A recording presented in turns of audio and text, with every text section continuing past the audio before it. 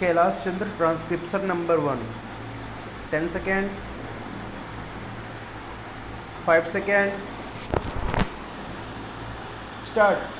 Now sir, honorable members will recall that the bill was introduced in the House of the People on the 2nd September 1953. It has had a long history and in one form or another it has been before the public since the end of 1949. In the statement of objects and reasons, the various stages through which the bill has passed since 1946 have been summarized, and I need not recapitulate on this occasion the circumstances in which the then Government of India took the decision in early 1946 to initiate an inquiry into the reform of our company law. I would remind honorable members that between 1946 and 1948, the entire field of company law was carefully reviewed by two distinguished company lawyers who were appointed to recommend the broad lines on which the present act should be revised. Their recommendations were examined in the Ministry of Commerce, and certain tentative departmental views which emerged, which were circulated in a comprehensive memorandum to all recognized trade and industrial associations, bar associations, the high courts, and the state governments, that brought us to the end of 1949. Many representations on this memorandum were duly received from chambers of commerce, trade and industrial associations, state governments, and the general public.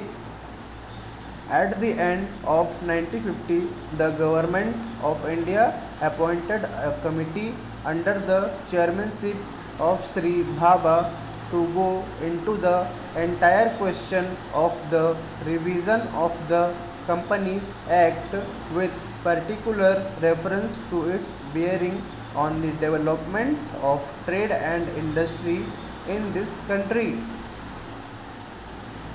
This committee examined a large number of witnesses in many parts of the country and submitted its report in March 1952. Full stop. This report was again circulated to all state governments, Chamber of Commerce, trade associations, high courts, and many other bodies. At the same time, a special officer was appointed in the Department of Economic Affairs, Ministry of Finance, to examine the report in the light of the views received from the interested public and to submit proposals to government for the revision of the present act. The bill now before the House is based largely on the recommendations of the Company Law Committee, modified in a few particulars. Honorable members will notice that so far as public relations go, the bill has covered adequate ground.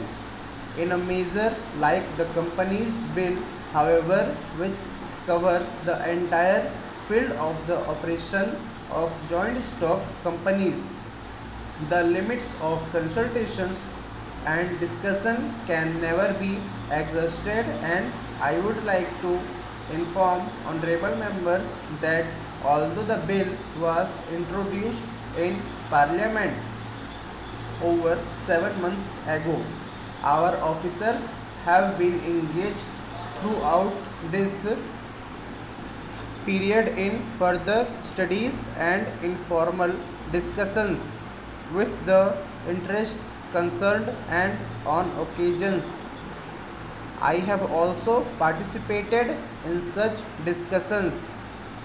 I have also given some further thought to some of the issues arising out of the bill, and I purpose at the appropriate stage to bring before the select committee any changes in the provisions of the bill which seem to me to be worthy of consideration in the light of this further examination. No honorable members will have noticed that the bill contains 6 clauses and 12 schedules. I think it is probably one of the longest legislative measures in recent legislative history, but its size might be regarded as misleading unless I make a few comments. The bill is both, one must remember, a consolidating and amending measures. As mentioned in the statement of objects and reasons, this is the first opportunity which has occurred since 1923 for the consolidation of the Companies Act. Advantage has been taken of this opportunity to redraft several long and complicated sections in the present Act, which have been split up into a large number of clauses. This is the largest single factor accountable for the increase in the number of clauses in the bill. New clauses embodying substantial changes in the present law would hardly constitute more than a small fraction of the bill. I would also draw attention to the structural changes in the bill to which a reference has been made in the statement of objects and reasons. The redraft of the bill and the rearrangement of the existing chapters in the Companies Act in a more logical order have been, I think, resulted in a noticeable improvement in the form of the bill, and I hope will facilitate better understanding and appreciation of the scheme. I wish that the Act, which came into effect long ago, was implemented properly.